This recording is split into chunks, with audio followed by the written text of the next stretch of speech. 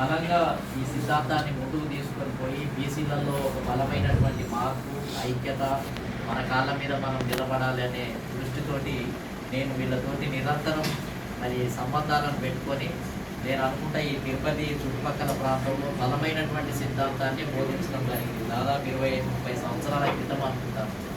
ముందుగా వేర్పేడులో మొత్తం ఏంటంటే 1000 మందితోటి తరగతులు వేర్పేయడానికి శ్రీకాళహస్తి దగ్గర ఉంటుంది.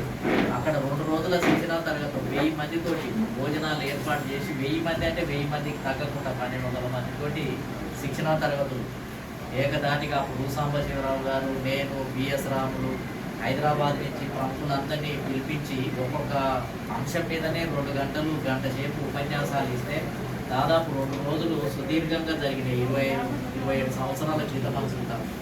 అప్పుడే వీళ్ళకు మండల్ కమిషన్ అంటే ఏంటి, మురళీధరరావు కమిషన్ అంటే ఏంటి, అసలు ఈ ఫోటోలలో ఉన్న ఈ 5 పితామహులు